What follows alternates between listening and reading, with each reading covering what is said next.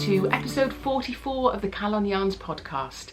My name is Lynn and I am coming to you as always from Cardiff in Wales in the UK, and this is a knitting, spinning, sometimes crochet, sometimes dyeing, but always fibre-based fortnightly podcast. And I say fortnightly podcast, I did in fact podcast last weekend, but I thought I would give you a little roundup of what I had looked at and done over the Christmas break, because my previous episode was a sweaters roundup, all the sweaters I had done in 2020, which seems bizarre to say because I can't quite believe it is 2021. It seems to have gone like that already, but it certainly is. It is the 8th of January, I think, I'm pretty sure.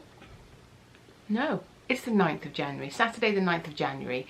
If you are a new viewer, hello, welcome, thank you so much for joining us. And if you are a regular and a returning viewer, as always, thank you so much for giving me some of your time.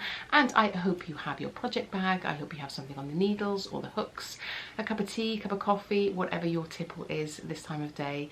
And yeah, you'll get a few rounds or rows done with me, so thank you for your company.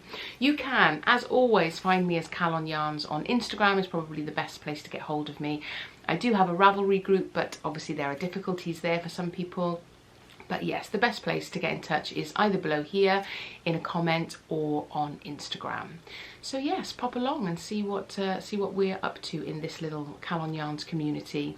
I should also say as well that I do have, I try and keep good Ravelry notes of yarns I've used, etc. for my projects, and I always link the project pages down below. So if you are curious as to a needle size I've used or yarn I've used, then pop along there and you should be able to get that information, or you can just drop me a message and ask me. Yeah, so what have I got in store for you today? Finished objects, yes, quite proud of my finished objects today. Also some projects in progress, some works in progress, and some spinning stuff that I have done over Christmas. I hope you had a good break, all of you. It seems a long time ago now, a week back in work for me, I'm sure for a lot of you as well, but we'll talk about that a little bit later. So in terms of finished objects, so I have made, I had a little obsession at the end of last year with natural fibres to spin in the hope of making some house socks. And if you've been here for a while, you'll know that. But yeah, sort of Scandinavian, Norwegian house socks. We've been watching a lot of Scandi dramas over the last 6 months or so. And they always have lovely, comfy, chunky socks that they wear around the house rather than slippers. It's probably a hugely sweeping statement, but that's what I've seen on the telly, and so it must be true. So yes, so I have decided that I wanted to create some socks for myself and my husband out of hand-spun yarn in natural fibres. So this is my first set of this chosen adventure. And I'm so pleased, and my husband is desperate to wear them, but I was like, I have to podcast first, and I'm not having your stinking feet in there before I put them on the telly. So yeah, so here are, it's just a normal cuff down, heel flap and gusset, 3-1 rib all the way along, and then obviously I've just gone stocking stitch at the bottom of the foot but carried on with the ribbing on the top. So nothing special about the pattern, but yes, this is my own hand spun. It is Gotland Humbug from the FibreHut in Evesham, and yeah, this is the yarn it made. Here we go. And if I've got a little photo or a bit of footage, I'll put the actual fibre here, because it's always really interesting, I think, to see how the fibre spins up. So yes, so this is how it ended up in the cake or the ball, and I couldn't be more thrilled with, I'm a little bit sorry to kind of see them go on somebody's feet really, but they are so cosy and warm. But I don't know what I did. I cast on 48 stitches, because it's come up as like a double knitting really. So I cast on 48 stitches for the sock. That's not complicated. However, when I got down to the foot, I had decreased from my heel flap and gusset to 38. I don't even know how that is humanly possible. But that's what I did. I went all the way to 38 stitches. So thank goodness that they are a rib and they are stretchy, because otherwise I don't think they would have fitted my husband's feet. I made them a little longer than they would have been ordinarily, so that at least if they were a little bit too tight.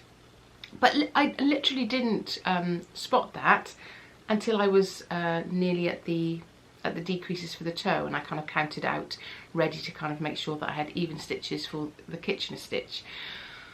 So of course I had to do the same with the other one then. So very disappointing. There would have been a lot more baggy if I had actually just stuck with my needle, my stitch count. So yeah, I don't know how I did that, but I won't be doing it again. I shall be checking after my heel flap and gusset that I am back on track. But very, very cozy, very, very toasty. They're not itchy at all. They are rustic, they feel woolly, but they're not scratchy woolly. You know, like those kind of old-fashioned walking socks that were really quite harsh, especially if they're made out of Welsh wool, which can often be quite rough and caustic, but this is very, very cozy. So yeah, Gotland hand spun socks. Very pleased with these, and now they can go on my husband's feet. That's fine. But they're non-superwash, of course, so I guess a little bit more delicate in the way that I wash these. They have been blocked. Yeah, so that's that. Very pleased with those. Ta-da! In terms of what else, so I have finished, this is the Candles and Coffee sock pattern by Julia from the Happy Knitting podcast. I'll put the links to these patterns below. So I have finished one, which I think I might have done before, I can't quite remember. It's got this lovely lace pattern up the front of the sock and a very intriguing sort of split rib around the rest of the cuff, which gives us such a lovely texture. I'm very, very pleased and intrigued with that, and I think maybe in my next pair of hand spun socks I might steal that little ribbing for the whole thing, because it's nice and stretchy, but it's got a little bit of texture to it as well. So that's the first one, and I have been a good girl and cast on the second one. So yes, haven't got too far, but it's the whole back in work syndrome, I'm afraid. Only a couple of hours in the evening left for knitting time these days. No, but there we go. So yeah, these are a really lovely pattern, and I can't wait to add them to my sock drawer. I think I'm going to try and do a pair a month. I did that a couple of years ago, and it was just nice at the end of the year to have 12 socks in a box that you kind of gift to yourself. So I think that might be my plan for this year, and if you would like to join me, that would be wonderful. Doesn't matter what they are, doesn't matter if they're patterned, if they're plain, but it's quite lovely, isn't it, to have a nice box of socks. So I think I've got enough socks to sort of see me through this year. I've got a drawer full of socks, so I might do those to save for Christmas next year. No, well, Christmas this year, the next Christmas. But we'll see, I might get tempted to wear a pair or two, who knows. But that's my plan, to try and keep me on track with my socks. So I need to get those finished by the end of January so I can cast on some more. And I may have made a little sock yarn purchase yesterday, which I'll tell you about next time. So that's that for my socks. The project that I kind of showed you at the very, very beginning, so this is a sweater for my husband. It is from the fantastic Strange Brew book from Tin Can Knits. If you are a lover of colourwork yokes and you haven't got hold of this book, where have you been? Seriously, it's great, because it gives you lots of information about how yokes are constructed, whether they are top down or bottom up, so you can create your own recipe, your own pattern. And I think that's what the kind of Strange Brew is maybe hinting to, the fact that you can kind of brew up your own sweaters, and they go from little tiny youngsters, you know, 12 months, I think, even younger than that possibly is the smallest size, and goes up to the extra large sizes. So a really good range of sizes, and also you can kind of understand how if you need to go bigger than that in certain areas and smaller in others, then you can adapt really easily. And I've done that a couple of times, adapted patterns with guidance through this book. So with that in mind, I have stolen the colourwork pattern, the charted pattern, from the Icefall sweater, which is this in the book. So it's quite a simple little geometric type pattern, nothing crazy. So I've stolen that pattern and I've put it on the sweater, the bigger sweater that I wanted to make for my husband. That pattern is a bottom up, I'm doing mine top down, so I thought all I need to do is just start at the other end of the pattern chart, of course. However, what I didn't think about is the increases and decreases through the yoke, etc, etc. So that has been a little bit of maths brain, but that's okay, I got there and I'm actually quite pleased with myself. So what I did was, can you see? So this pattern would ordinarily be quite close together, but what I've done is I've done some of the increases that I needed to do between these two sections, so I have separated them out. So ordinarily they would fall down quite close together as we saw in that little pattern, but I've created the distance that I need in the increase that I needed here on in between each motif, so that it doesn't upset the motif, because obviously the way that the stitch increases were coming, they would have just disjointed the motifs, the patterns. So I had to kind of stack them in certain sections to be able to expand. So I'm actually quite proud of myself. I've kind of worked it out. It looks fine. It's a version of the pattern. It's not exactly the pattern, but it's a version, and it works, and it still looks pretty good, I think. So yeah, very, very happy with that. So I have finished the neck and I'm coming down now. I've just done some short rows at the back. Each stage it talks you through what you should do next, how long your yoke should be for whichever size, how many rows you need to add, how many stitches you need to increase or decrease. It's really, really clear. You just have to kind of trust in the pattern. And with a pattern like that, I always think it's like, you know, say you would drive it, you had a long journey to drive. I always use an example of from Cardiff to Edinburgh. Well, if I thought about every junction and every traffic light and every roundabout and tried to work it out straight away, well, you'd never start the journey. It would be far too difficult and too complicated. But you know that you can get to Edinburgh. I read through my road map to know that I can get there, and then it's just a case of doing one traffic light at a time, one roundabout at a time, and that's exactly what this is.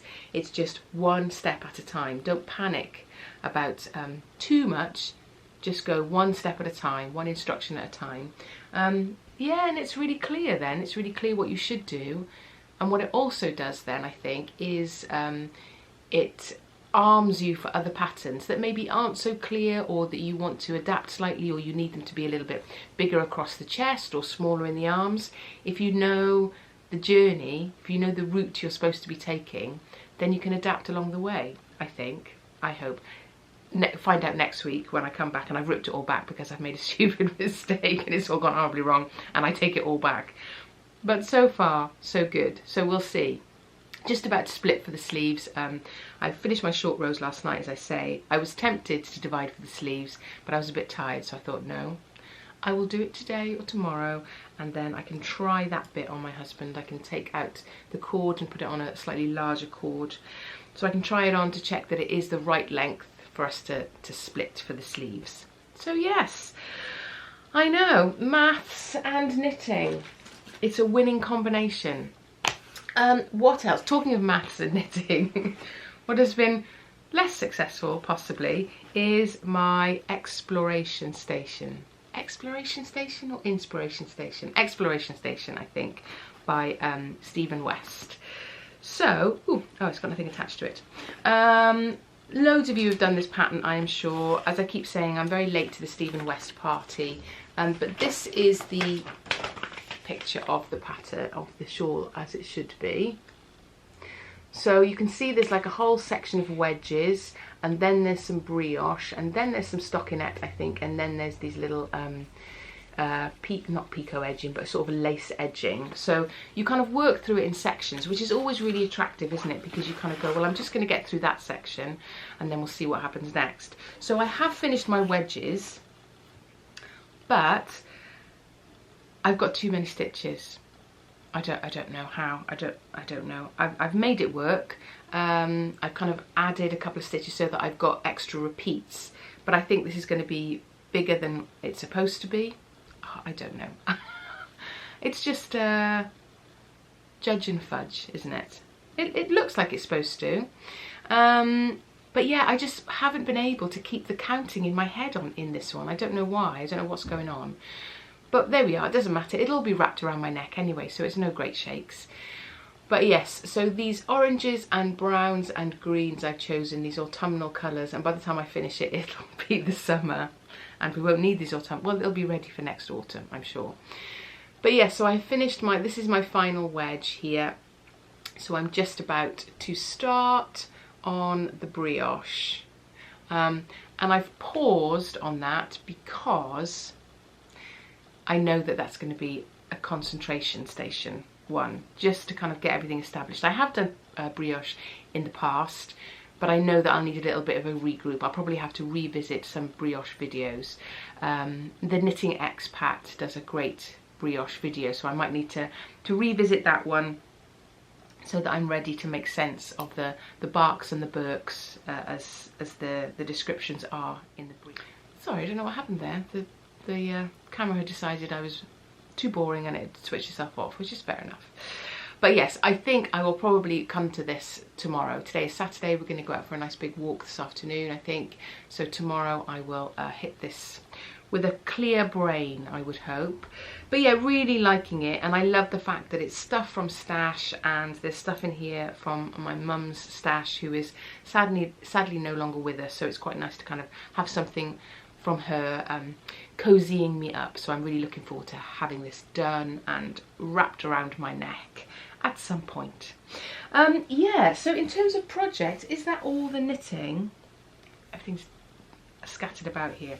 Yep, I think that's all really that's active on the needles, as I say. I'm not going to look over there into my project corner.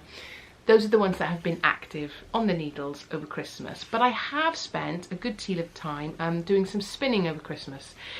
And that has been absolutely lovely to sit of an afternoon watching an old movie. I went through some brilliant classics over Christmas. It's always lovely to see what's actually just on the telly. So yeah, from Casablanca to North by Northwest, Clash of the Titans, those kind of things. It was lovely to revisit, and often I would be spinning away on bits and bobs. Excuse me, I'm gonna have a slip of tea. So I've got quite a bit of spinning done over the holidays. This one I started previously, and this is my second bobbin of this. And this is, oh, what's it called? It's something like Heart of the Gold, something, there's something dark and something gold in there. I'll put it down below. But this is spinning up beautifully, and I have a sweater's quantity. So, what's this? Black Gold of the Sun. You see, I knew I had elements of gold and dark and whatever. Black Gold of the Sun by Arbon Textiles. And this is it in its fibre form. So you can see that it does, what have I done with that bobbin now? Oh, there it is. You can see that it does kind of dull down a little bit once it's spun up, which is a new learning curve for me. But there's the essences of those, the sheen and the blues and the greens in there that you can kind of see in the spin as well. So, yep, plenty to go. I certainly won't run out of fibre, and this will take me quite some time. So yeah, so as I say, this is the second bobbin, and I will be plying that up soon. So I've had a nice little go on that over Christmas. And then if I've got a picture of it, I'll put it here. But there's another Arbon Textiles. When we went into tier 4 lockdown, Wales is in lockdown and England was in a tier 4 lockdown, you know, just before Christmas, the major lockdown really. Julia from the Happy Knitting podcast put out a call to have a bright tier 4 cast on. So I chose to have a tier 4 spin on rather than a cast on, and picked out some really bright fibre from my stash, which I'll put a picture of here if I can find one. And yeah, so that has been spun up and plied. into this glorious skein. It has been soaked and set. The spin has been set, or the twist has been set rather, and it's coming up a little bit more orangey than it is in real life. It's a little bit more red tones, maybe. Yeah, maybe that's a better representation of the colour. But yeah, it was really lovely to do. It was a really cheery, bright spin, and I have no idea what I'm going to do with it. I might put it into a yoke in something. I've got some of the same fibre in a much lighter colour, whites with little dashes of these colours in it. So I think that's my plan, to use this as the yoke, and when I spin up, I think I've got about 400 grams of the whiter version of this, to use that in the main body of a sweater. But we'll see, 2025 maybe? We'll get there at some point, but it was fun to do. So that was really nice. That was part of my spinning sessions. And then I had I bought some Rolags. I had never spun from Rolags, so I bought some Rolags from FellView Fibres. I won't tell you too much about them because I'll show you more about those next time. But she sent, in the pack that I'd ordered, she sent a little complimentary Rolag, which was really lovely. And I think I've got a picture of that, which I shall put here. So it was nice to be able to practice spinning from a Rolag before I worked on the stuff that I knew I wanted to kind of hang on to and keep and work into a project. So it was nice to create a little mini. And is it going to focus? Yeah, so this is the mini that I spun up from that. Really juicy oranges and some lovely white flecks, etc. in there.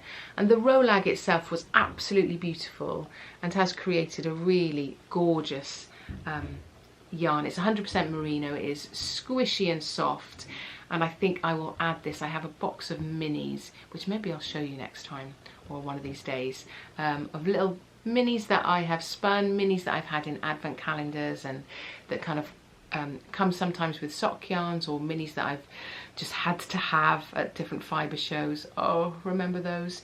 Yeah, so I've got a box of minis in there that I would love to crochet into a blanket at some point, but I already have a crochet blanket project and I just can't seem to get going with it.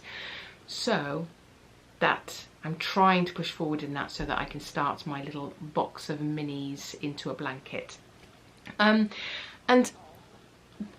this glorious little niddy noddy. Look at my little sample niddy noddy. This was bought for me for my birthday by Carol and Tracy. Thank you. It's the sweetest thing ever and creates the most beautiful little mini skeins. I've been doing it on the handles of my drawer. You know, there are other ways to make mini skeins, but isn't this a joy to behold? I think it is Kromsky, yeah. Kromsky niddy noddy, and it is so beautiful and pretty. Don't you love having tools that are aesthetically beautiful as well as incredibly practical? So yes, that sits on my little bookcase, is a joy to behold. So yes, my mini Rolag, and what I found was that I really had to kind of spin quite thinly, because it's a chain ply, so it ends up being a 3-ply. So as recommended to me by Julia, thank you very much, is trying to spin it as thin as possible so that when you do ply it on itself in a chain plying fashion, that it doesn't become too thick. So I think it was okay. That's probably too thick for what I want the other Rolags to be, but it was a really good practice. And merino can be, I found it quite tricky to spin, especially after something like the Gotland, which has got some nice long staple lengths. This is very slippy, so it wasn't as a relaxing spin as this, because you really had to kind of hang on to it, otherwise it would fly out of your fingers and it would break.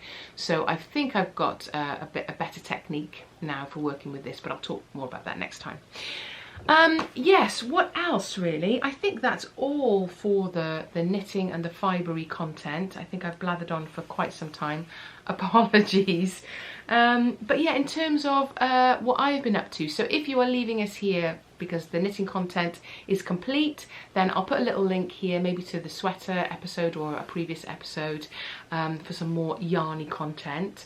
But if you are hanging around and staying, a little catch up of on what I've been up to really. So Christmas came and went in a flash. It was very different, as it was for all of us, I'm sure, and I put some little vlogmas videos up there just to kind of show you what we were up to, but we didn't really do much, get very far, because of obviously the lockdown that we had before Christmas. Those of you that have been here for a while know that we have no kitchen, so we had no kitchen over Christmas, but we made the best of it. It was absolutely fine. But the building work that is being done on the house at the moment has started again after the Christmas break, and we're starting to make progress now. Yes. So the underfloor heating is in and down and done, and it's all dried out, and now we're able to kind of turn it on, and we have to increase the temperature by 1 degree every day for 20 days, all that stuff, so that the floor doesn't crack. It's all very complicated. So until that's done, they can't lay the floor proper. So hopefully, but that's moving on now, so we're getting there slowly.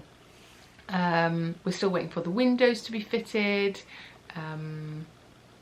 Yeah, so we're still living out of a microwave and a slow cooker, but that's okay. It's a little bit easier now. The children have gone back to university, and they have gone back to their university accommodation. They are working online, but they are back in their accommodation. Decisions came far too late from government to tell them what to do, so they had to go back because they thought they were going back onto campus. Anyway, they're fine. They're happy to be with their mates anyway in their little bubbles, their accommodation bubbles. So they're pretty safe, they're pretty well. In terms of my work, I lecture at university as well, so we are online. We knew we were going to be online for this first week of term, but the university made the decision on Thursday to go online for up until the middle of February. So yes, practical course, not easy to do online, and certainly not easy to just turn around and deliver online content like that. But there we are, we'll get it done, it'll be fine.